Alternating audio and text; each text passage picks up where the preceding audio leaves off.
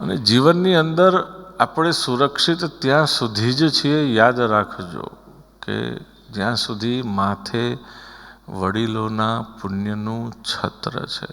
જે દિવસે માથેથી વડીલોના પુણ્યનું છત્ર ગયું એ દિવસે આપણી અધોગતિને કોઈ રોકી નહીં શકે. દાખલો જોવો હોય તો આપણી આંખ સામે આપણે આ જે કથા સાંભળીએ છીએ એમાં સર્ગમાં આપણને વિદુરજીના સંગ દ્વારા બતાડે છે કે જ્યાં સુધી વિદુરજીના પુણ્યનું છત્ર, વિદુરજી રૂપી પુણ્ય છત્ર હસ્તિનાપુરના માથે હતું ત્યાં સુધી હસ્તિનાપુરનો વાળ વાંકો ના થયો. પણ જે દિવસે વિદુરજી ગયા પછી મહાભારતના યુદ્ધને કોઈ રોકી નથી શક્યું.